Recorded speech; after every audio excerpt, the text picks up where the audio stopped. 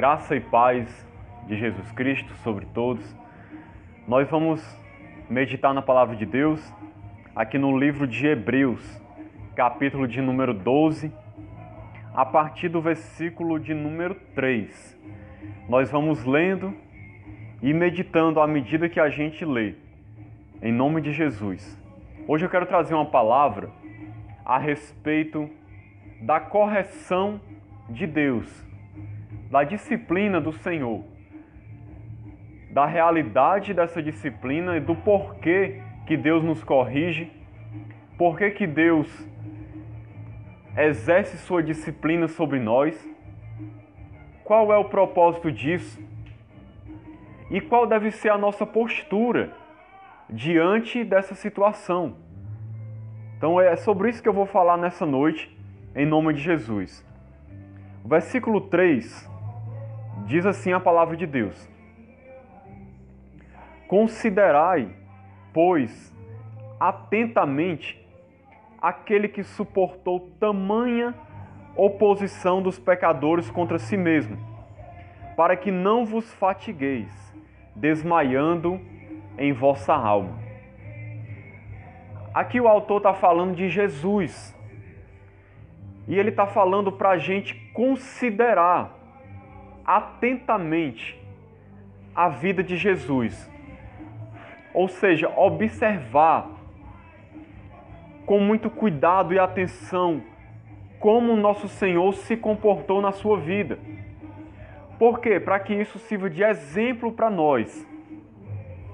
E ele fala o porquê? Porque Jesus suportou tamanha oposição dos pecadores contra si mesmo. Por ele ter suportado tamanha oposição dos pecadores, e ele teve uma postura correta de como se comportar, o que ele fala aqui nesse texto é que nós também devemos atentar para isso, porque nós passamos pelo mesmo tipo de oposição dos pecadores. Aquele que quer servir a Deus vai sofrer oposição dos pecadores. E nós vamos aprender hoje aqui que essa oposição dos pecadores muitas vezes é uma disciplina de Deus, uma correção de Deus sobre a sua igreja. Pode parecer estranho, mas a gente vai entender que não é, que Deus faz isso por amor, Ele permite por amor que certas coisas aconteçam na nossa vida com um propósito especial de nos abençoar. É por isso que o autor está falando aqui sobre olhar para Jesus, que suportou tanta perseguição, para que os irmãos, quando estivessem no meio dessa perseguição, que é uma disciplina de Deus, a gente vai ver aqui, a gente pudesse se comportar da maneira correta, como Jesus. Tem em Jesus o nosso exemplo. Como ele diz aqui, para que não vos fatigueis desmaiando em vossa alma. Qual era o objetivo? Da igreja não se cansar e desmaiar na sua alma, ou seja, perder as forças, cair da fé, abandonar a graça, se desanimar de seguir a Cristo e retornar aos costumes antigos, ao modo de viver mundano. Essa não é a vontade de Deus. Continuando, ele diz assim: Ora, na vossa luta contra o pecado, ainda não tendes resistido até ao sangue. Ele coloca aqui o pecado como sendo o nosso inimigo. O que leva todas as pessoas a se levantarem contra o povo de Deus, a perseguirem o povo de Deus, no final das contas é o pecado que enche o coração dessas pessoas. E a igreja está lutando contra o pecado. E pela igreja lutar contra o pecado, aqueles que vivem no pecado se levantam em perseguição contra a igreja. Porque eles odeiam aqueles que são de Cristo. Pelo fato deles não serem do mundo. Porque se a gente, que é a igreja, fosse do mundo, o mundo nos amaria. Mas como Jesus nos escolheu do mundo e nos santificou, e agora nós vivemos com Cristo, o mundo que vive no pecado nos odeia. As pessoas que são escravos do pecado nos odeiam, De maneira generalizada, estou falando. Então, os irmãos ainda não tinham resistido até ao sangue, ou seja, não tinham chegado a um ponto ainda de uma perseguição tal em que os mesmos fossem ser martirizados. Isso ainda não tinha acontecido. Eles tinham sofrido o roubo dos seus bens, humilhações, prisões, talvez até açoites, mas ainda não tinham sido martirizados. Não tinham morrido ainda por causa da sua fé, ou seja, não tinham resistido até ao sangue. Mas mesmo assim, a igreja estava desfalecendo. A igreja estava com dificuldades de caminhar. Em todo esse livro de Hebreus, o autor está exortando a igreja a perseverar, a olhar para Jesus, a continuar firme, a considerar a grande salvação que o Senhor conquistou para ela. Porque esses irmãos estavam desfalecendo, estavam com dificuldade de caminhar por causa das grandes perseguições, das grandes lutas que se levantavam contra eles. Aí no versículo 5 diz: E estáis esquecidos da exortação que como a filhos discorre convosco. Filho meu, não menosprezes a correção que vem do Senhor, nem desmais quando por ele és reprovado. Olha só, o autor está falando aqui de perseguição, da perseguição que Jesus sofreu, da perseguição que a igreja sofria.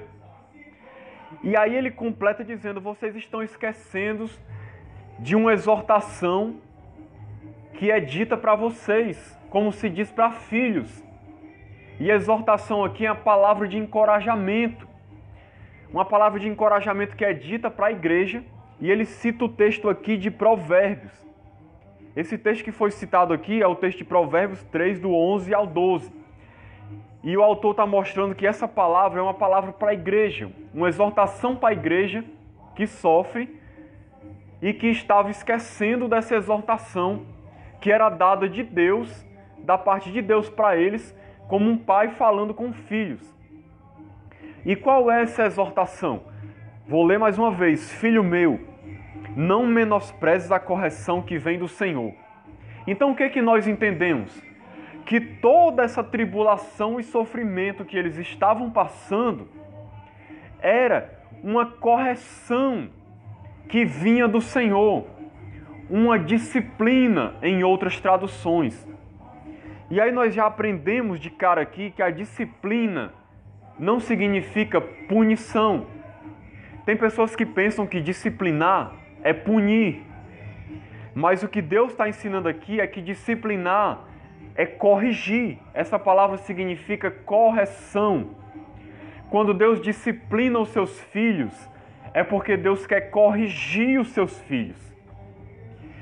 E na palavra aqui ele começa dizendo: não menosprezes a correção. Então a primeira coisa que ele quer que a gente entenda é o quê? Muitas vezes nós estamos sofrendo tribulações e sofrimentos na vida porque Deus está nos corrigindo. Nós não podemos dizer que todo sofrimento que a gente sofre é porque Deus está nos corrigindo. Mas quando Deus está nos corrigindo, muitas vezes é por meio de sofrimento. Existe sofrimento natural que acontece na vida com qualquer pessoa, que acontece tanto com cristãos como com não cristãos. Existe sofrimento que acontece às vezes com as pessoas por causa do pecado delas. Como consequência dos seus erros, elas colhem o que plantam e acabam sofrendo. Mas não é desse tipo de sofrimento que ele está falando aqui. Esse tipo de disciplina que vem por meio do sofrimento, como a gente vê pelo contexto aqui, que a igreja estava sendo perseguida, e ele mostra que isso era uma correção do Senhor. Esse tipo de sofrimento e tribulação é um sofrimento que é permitido por Deus. Deus não causa aquele sofrimento na igreja, mas Deus permite aquela tribulação com o propósito de corrigir o seu povo. E por que ele precisa corrigir? Como diz aqui no final do versículo, nem desmaieis quando por ele és reprovado. Quando Deus vê alguma coisa no nosso caráter que nos leva a ter atitudes erradas, ou omissão, ou pensamentos errados, ou ação errada, quando nós somos reprovados diante de Deus por causa de algo, Deus precisa nos corrigir. Deus precisa nos colocar no rumo certo. Deus precisa mudar o nosso caráter. E então, qual é a maneira principal de Deus fazer isso? É nos levando a sofrer situações, nos permitindo ser disciplinados por meio de tribulações e sofrimentos. A maior escola de aprendizado na vida é a escola do sofrimento. Ninguém aprende tanto como quando está sofrendo. Os momentos da vida em que nós mais aprendemos é quando nós sofremos. Porque quando nós sofremos, lições preciosas da parte de Deus nos são ensinadas. Através do sofrimento, o nosso caráter é trabalhado. A nossa vida é mudada. E Deus, Ele quer nos fazer crescer.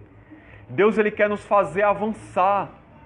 Deus não nos salvou para andar estagnado, mas nos moldar, para nos levar a ser a estatura do varão perfeito, a ser moldados conforme a imagem do nosso Senhor Jesus Cristo. Esse é o propósito de Deus, nos moldar conforme a imagem do seu santo Filho Jesus. Para alcançar esse propósito na vida da sua igreja, muitas vezes Deus precisa nos corrigir, nos disciplinar por meio do sofrimento. E é por isso que Deus permite o sofrimento. E aí Ele diz para a igreja, não menospreze a correção. Porque muitas vezes, quando nós somos corrigidos pelo Senhor, e estamos no momento da dor, no momento de dificuldade, nós temos a tendência de menosprezar isso, de ridicularizar isso, de cair em amargura, em incredulidade e começar a murmurar do Senhor, ou blasfemar, reclamar, se afastar de Deus e não considerar que aquilo ali é um meio de Deus trabalhar na nossa vida. A gente menospreza a correção do Senhor, trata com desprezo, trata com desdém, como se fosse uma coisa qualquer aquilo que está acontecendo. A gente só olha para o sofrimento com uma ótica humana, vendo como sendo uma coisa ruim, como uma coisa que nos faz mal, que vai nos prejudicar, que vai nos destruir. Mas se a gente tiver um olhar espiritual, a gente vai perceber por trás de todo aquele sofrimento e dor, um Deus de amor, corrigindo e disciplinando os seus filhos. É isso que a gente precisa ver. A gente precisa olhar além da dor e do sofrimento. Não é fácil. É uma questão de fé, de olhar e compreender uma realidade espiritual, de que Deus está cuidando de você, está permitindo aquele sofrimento. E aí você não deve menosprezar, você tem que aceitar a correção do Senhor. Você tem que aceitar dizendo, Senhor, se é da tua vontade que eu passe por isso, está doendo, Senhor. Eu estou sofrendo. Às vezes eu me sinto triste, abatido, desanimado. Mas se é da tua vontade que eu passe por isso, então que seja assim, Senhor. Que seja feita a tua vontade. Tão somente me dá graça e força para que eu possa suportar. Essa é a atitude de um servo de Deus. É isso que Deus espera de nós. Não é isso que nós fazemos muitas vezes, mas essa é a vontade de Deus para as nossas vidas. Que a gente não menospreze a correção do Senhor. E ele diz mais, nem desmaieis quando por Ele és reprovado. E se nós somos reprovados, consequentemente vem a disciplina, vem a correção. Não desmaiar. O que significa desmaiar? É cair da fé, cair da graça, voltar atrás, abandonar o caminho pelo qual você está andando, o caminho estreito que leva à vida eterna. É você se voltar para o pecado, é você se voltar para as coisas do mundo, é você deixar de buscar a Deus, você ficar frio espiritual, é você abandonar a sua caminhada, a sua comunhão com Cristo, a sua consagração. Você está desmaiando, você está desfalecendo, você está caminhando para morrer espiritualmente. Quando nós somos corrigidos, essa é a pior reação que nós podemos ter. É desmaiar na fé. É deixar que o sofrimento nos leve a morrer espiritualmente. É deixar que o sofrimento nos afaste de Deus. Isso não pode acontecer de maneira nenhuma. Nós não podemos desmaiar por causa do sofrimento. Nós precisamos, com fé, continuar olhando para o Senhor, aceitando a sua correção e acreditando que Ele está cuidando de nós, acreditando que Ele está conosco. Nós não podemos nos entregar, desmaiar. Mas para isso acontecer, a gente precisa olhar para o sofrimento por outra ótica, pela ótica de Deus. Compreender o que está acontecendo no plano espiritual. Se a gente não compreender isso, a gente vai desmaiar. Se a gente olhar apenas com olhos humanos, a dor e o sofrimento que vem a nós, e não perceber que muitas vezes a causa daquele sofrimento é Deus querendo trabalhar na nossa vida, querendo nos corrigir, querendo nos levar a crescer. Se a gente não perceber isso, a gente vai desmaiar. É por isso que a gente tem que ter uma compreensão correta do que está acontecendo. Versículo 6 diz assim: porque o Senhor corrige a quem ama e açoita a todo filho a quem recebe. Veja que coisa maravilhosa que diz aqui. O Senhor corrige a quem ama.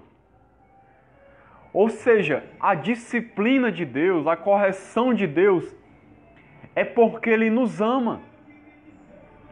Que revelação maravilhosa da palavra de Deus. Tem gente que pensa que quando Deus disciplina as nossas vidas, nos corrige, é porque Deus não nos ama. As pessoas pensam assim, quando estão sofrendo uma correção e passando por um momento de dor e sofrimento, elas pensam: Deus não me ama, Deus me abandonou, Deus se esqueceu de mim, Deus esqueceu as suas promessas, Deus não está comigo, eu estou sozinho, eu devo estar em pecado, é por isso que eu estou sofrendo essas coisas. Se Deus me amasse, eu não estaria passando por isso. Deus não me ama. Mas é exatamente o contrário. Pelo fato da igreja ser amada por Deus, é que Ele corrige a sua igreja. Se Deus não amasse você, Deus deixaria você sem correção. Deus deixaria você andar no pecado, no mundanismo. E Ele nunca ia intervir na tua vida para te corrigir. Às vezes só falando não funciona. Às vezes Deus fala e a gente não atende. Então Deus precisa usar meios mais drásticos para poder moldar o nosso caráter, para poder nos corrigir. Porque Ele nos ama tanto que Ele quer nos ver andando no caminho correto, de maneira reta, em santidade, agradando a Ele. E então Ele intervém na nossa vida para nos corrigir. Isso é uma prova de amor. É uma prova que Ele nos ama. É uma prova de que Ele se importa conosco. Então, quando você estiver sofrendo, mesmo Deus estando em silêncio, não pense que Deus não te ama. Pelo contrário, veja aquilo ali como uma prova do amor de Deus. Quanto mais você é corrigido, mais significa que Deus te ama. Mais significa que Ele se importa com você, que Ele tem um propósito grande na sua vida, que Ele está trabalhando no teu caráter para te mudar, para te transformar na pessoa que Ele deseja que você seja, para poder cumprir o propósito maravilhoso que Ele tem para a sua vida. É uma prova de que Deus te ama. Veja a correção como uma prova de que Deus te ama. Porque Ele açoita todo filho a quem Ele recebe. Versículo 7 ele diz: é para a disciplina que perseverais. Ou seja, vocês continuam perseverando nessa vida através desses sofrimentos para poder passar por um processo de disciplina, de correção. A perseverança tem esse objetivo, de passar pela disciplina, pela correção do Senhor, para poder crescer. Deus vos trata como filhos, pois que filho há que o pai não corrige? Mas se estáis sem correção, de que todos se têm tornado participantes, logo são bastardos e não filhos. Veja que coisa interessante que Deus diz aqui. Deus nos trata como filhos.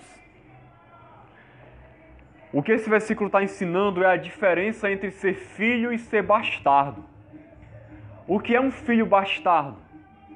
Hoje em dia, as pessoas esqueceram um pouco esse conceito, porque existe uma mistura tão grande nas famílias hoje. As pessoas se casam 1, 2, 3 vezes, e aí juntam-se os filhos das famílias. O homem tem filho fora do casamento, a mulher tem filho fora do casamento.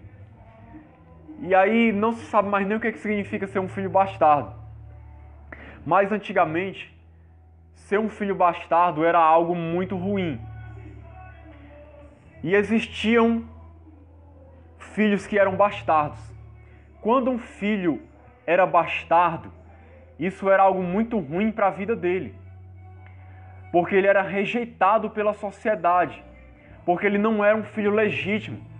Ele foi um filho gerado por meio de uma relação sexual ilícita, por meio de um adultério, por exemplo. Então ele era rejeitado pela sociedade. Ele era um filho bastardo, não era um filho de um casamento legítimo. E como um filho bastardo, naquela cultura, o pai não o tratava da mesma maneira como se tratava um filho legítimo. E como é que o pai tratava um filho legítimo? O filho legítimo ali no Império Romano, ele era corrigido, ele era disciplinado duramente. Um filho de um casamento legítimo, ele passava por uma correção por toda a sua vida da parte do seu pai. Mas um filho bastardo, ele era abandonado a viver uma vida sem correção e sem disciplina. Porque o pai não cuidava, não se importava com o crescimento dele, com o melhorar de vida dele. O pai só se preocupava com o filho legítimo. O que a palavra de Deus está mostrando aqui? Deus não nos trata como bastardos.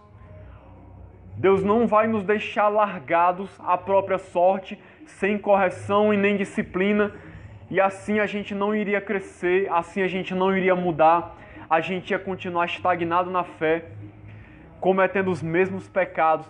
Deus não nos trata como bastardos sem correção. Nós somos filhos. A igreja de Cristo é sua filha.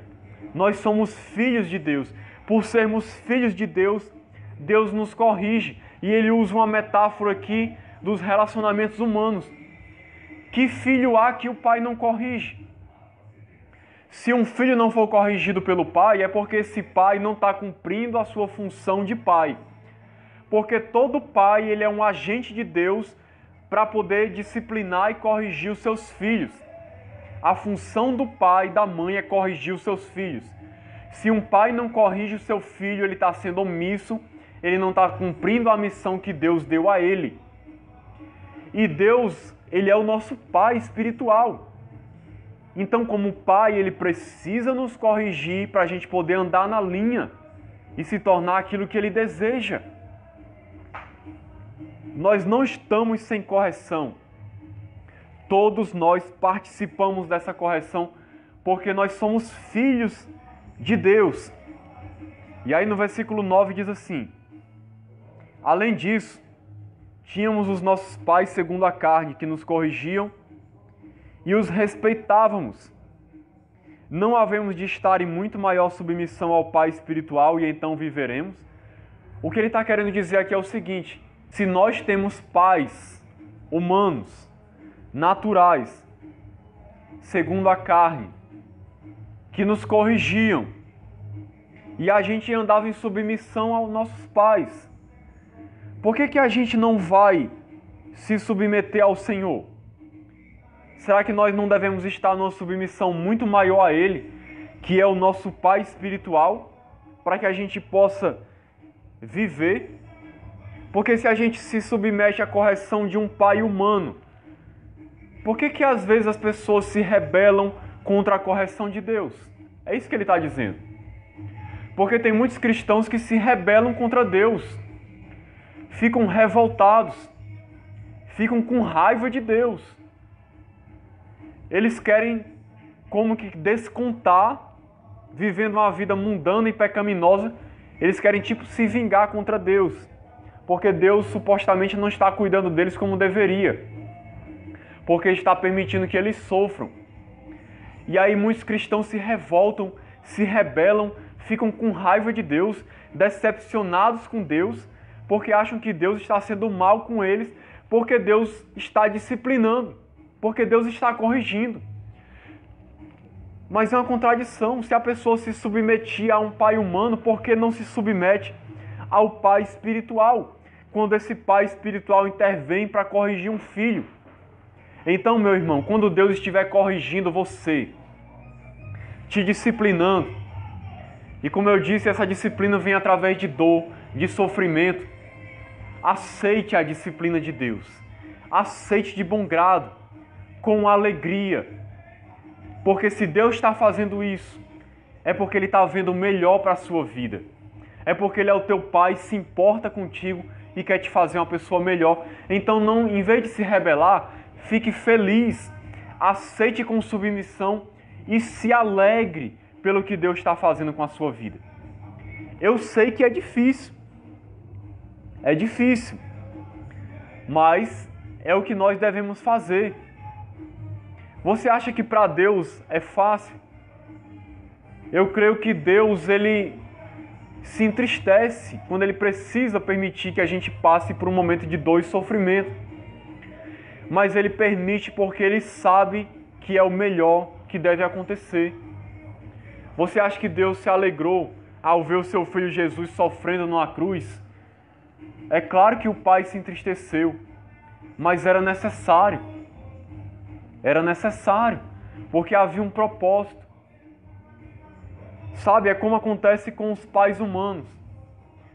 Veja como é na nossa vida, quando os nossos filhos são pequenos, são bebês, e a gente leva eles para tomar uma injeção, e a gente vê ali eles sofrendo, chorando, e eles ficam olhando para nós com aquela carinha de dor, com os olhos cheios de lágrimas, e às vezes pedindo: papai, mamãe, me tira daqui, não deixa fazer isso comigo. Ele acha que é uma coisa ruim.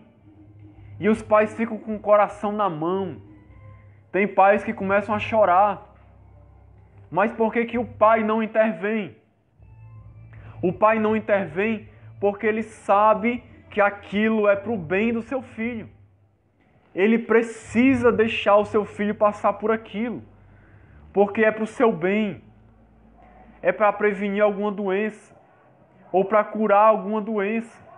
Se ele não permitir que o seu filho passe por aquilo, depois o seu filho vai ter um problema maior, pode vir a morrer. Então o pai fica ali vendo o seu filho passar por aquela situação com o coração triste, doído. Às vezes ele chora junto. O seu filho não entende o que ele está fazendo. Fica reclamando dele, fica às vezes falando coisas com ele. Mas o pai precisa permitir que ele passe por aquilo, porque é para o seu bem. Quantas e quantas vezes isso não acontece na nossa vida, que nós que somos pais, mas a gente faz porque é para o bem dos nossos filhos. Na hora eles não entendem, mas um dia eles vão entender. Assim é conosco. Às vezes nós não entendemos porque que Deus está nos permitindo a gente passar por alguma coisa. Mas um dia a gente vai compreender. É como Jesus disse para Pedro, o que eu faço, vocês não compreendem agora, mas depois vocês vão compreender. Assim é na nossa vida. Você pode não estar compreendendo porque que Deus está permitindo você passar por isso. Mas um dia você vai compreender. Um dia quando você vê o plano de Deus de maneira completa, ou de maneira mais completa, você vai olhar para trás e vai compreender, por isso que naquela época eu passei por aquela situação. Por isso que Deus permitiu eu sofrer aquilo. Agora eu entendo por que eu estava sofrendo daquilo. Eu precisava aprender aquela lição. Eu precisava crescer naquela área. Eu precisava mudar. Eu não entendia, mas Deus sabia e Deus permitiu eu passar. Na hora eu reclamei, eu estribuchei, eu fiquei com raiva, eu fiquei triste, eu pensei em abandonar tudo, porque não entendia. Mas Deus, por amor, estava permitindo eu passar por aquilo. E eu devia ter me submetido mais a Deus, teria sido melhor. Porque, meus irmãos, eu digo uma coisa, se a gente não se submeter à disciplina do Senhor, à sua correção, muitas vezes a gente vai ter que ficar passando pela mesma correção outras vezes. Porque enquanto a gente não aprender o que precisa ser aprendido para a gente crescer ou ser transformado, ou para ser preparado para um ministério, Deus vai nos fazer passar por correções repetidas. É igual um filho que repete de ano na escola. Enquanto ele não aprendeu o que precisa aprender, ele não vai passar de ano, porque senão ele não vai ter capacidade de acompanhar o que ele vai aprender no próximo ano. Ele precisa passar naquela prova, senão ele vai repetir de ano. Se a gente não passar na prova do Senhor, na sua correção, Deus vai nos fazer repetir. Deus vai nos levar a sofrer de novo até a gente aprender, porque Deus precisa que a gente aprenda. Mesmo que demore um pouco mais, a gente precisa aprender, a gente precisa mudar, porque a gente precisa ser aprovado no meio da prova, para poder estar preparado para viver o que Deus tem para nós. Então é melhor você se submeter e aprender logo as lições que Deus quer ensinar. Quando você estiver sofrendo, pergunte para Deus, meu Deus, por que eu estou passando por isso? O que é que o Senhor quer me ensinar? O que eu preciso aprender?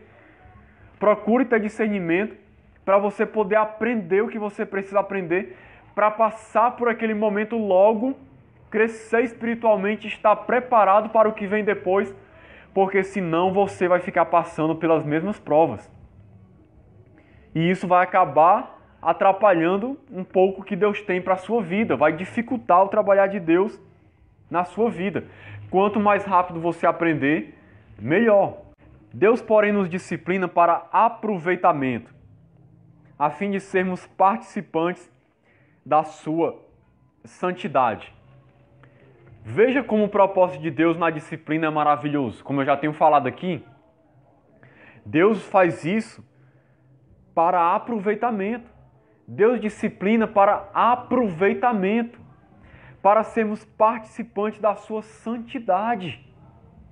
O propósito maior de Deus com a sua igreja é a igreja ser participante da sua santidade. Se eu pudesse resumir o propósito de Deus para o seu povo nessa terra, é que o seu povo seja moldado conforme a imagem de Cristo. Em outras palavras, que o seu povo seja santo, que o seu povo participe da santidade dele, da santidade de Deus.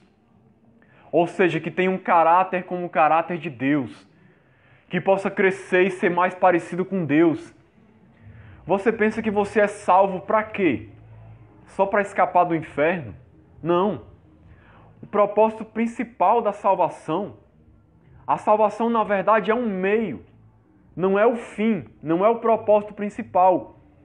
A salvação é o meio para que a gente possa continuar crescendo em santidade, conhecer mais a Deus, ter um relacionamento com Ele, no qual a gente é transformado dia após dia, conforme a sua imagem, e vai participando da sua santidade. O propósito de Deus é que a gente se torne como Cristo, que a gente seja como Cristo, que a gente participe da natureza divina. Esse é o propósito de Deus para a sua igreja. É preparar, é transformar a sua noiva. O próprio Jesus, se a gente olhar no livro de Hebreus, capítulo 5, versículo 10, a palavra de Deus diz assim, versículo 8, Hebreus 5, 8. Embora sendo filho, aprendeu a obediência pelas coisas que sofreu.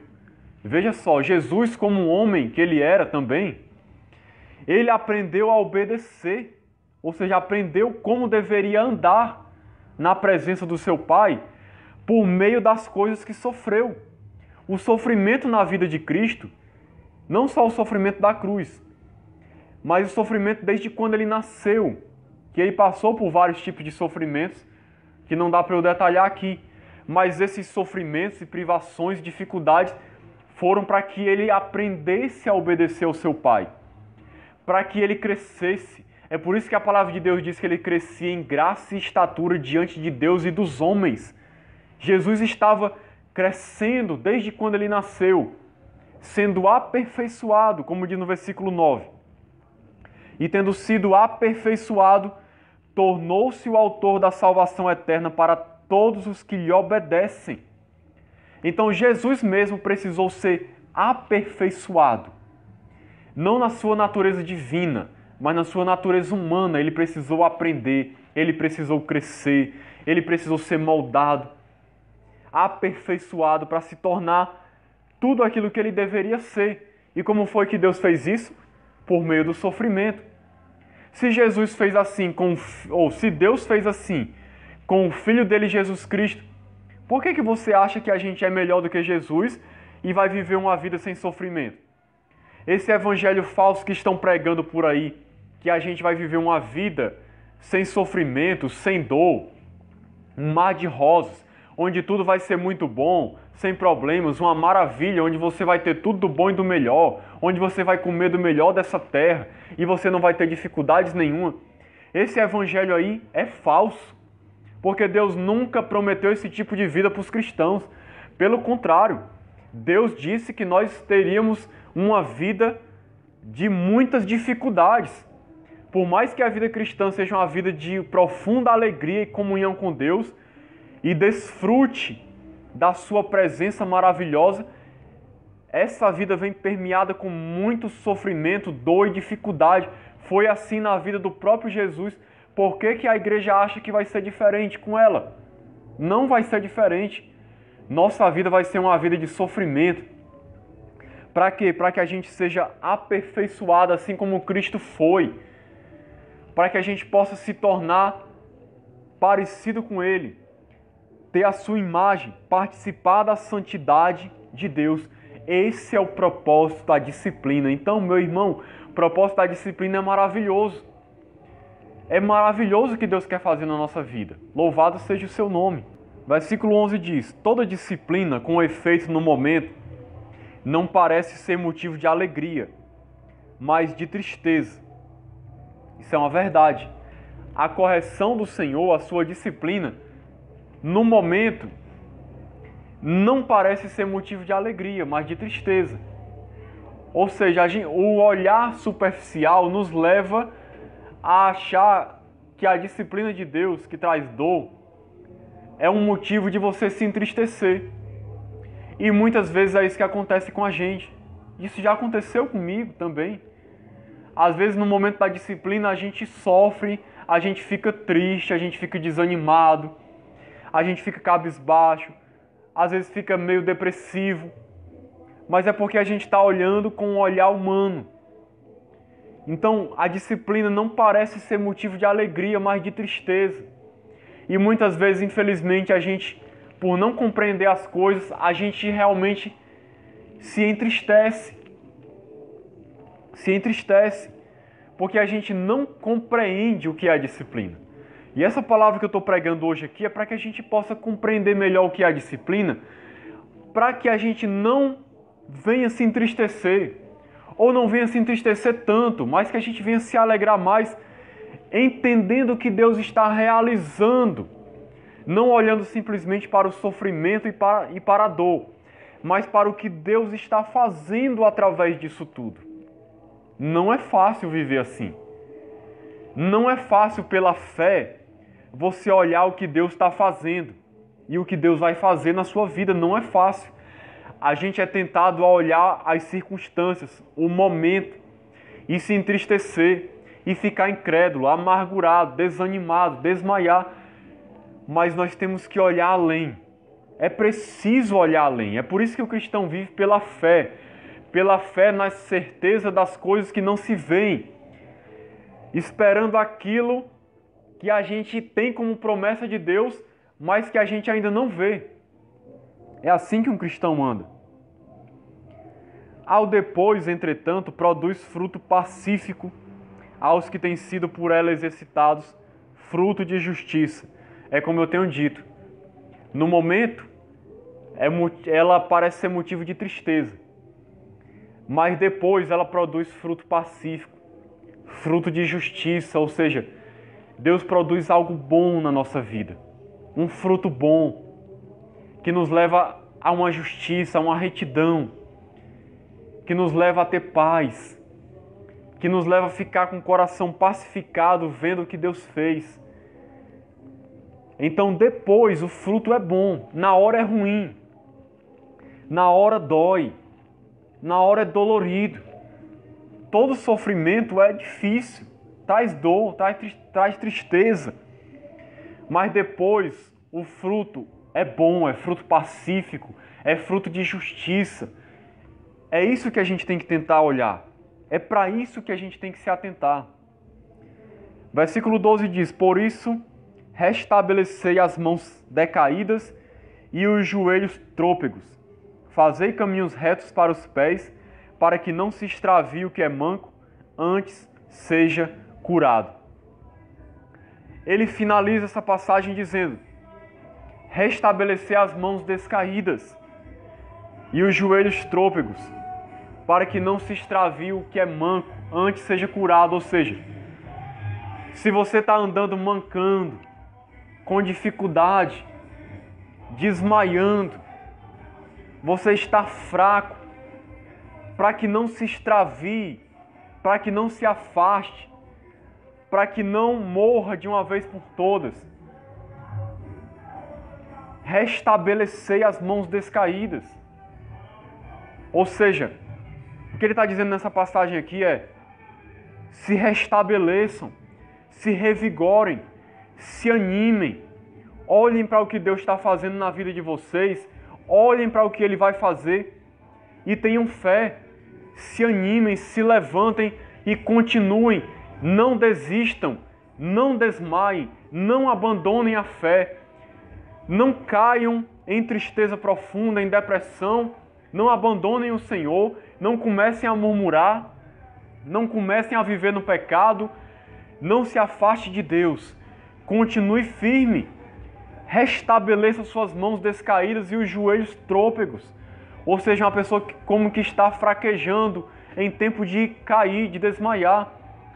O cristão ele tem que andar com vigor na presença de Deus e continuar firme, perseverando até o seu alvo, que é chegar no final dessa vida servindo a Cristo, andando com fidelidade na presença do Senhor. Eu sei, meu irmão, que não é fácil. Não é fácil para mim também. Às vezes é difícil. Mas se você compreender essa palavra, guardar no coração, toda vez que você estiver sofrendo, você compreender que Deus está trabalhando na sua vida. Se Ele permitiu isso, é porque Ele está trabalhando, Ele está realizando algo, Ele está querendo te ensinar algo. Se você compreender tudo isso que eu falei, que Deus te ama, que Deus se importa com você, porque você é filho, a sua fé vai ser renovada. Você vai encarar essa disciplina, esse sofrimento, de uma maneira diferente. E você vai ser revigorado e vai continuar caminhando de uma maneira melhor. Esse é o meu desejo para a sua vida. Então que Deus te abençoe, te ajude a caminhar dessa maneira. Em nome de Jesus. Amém.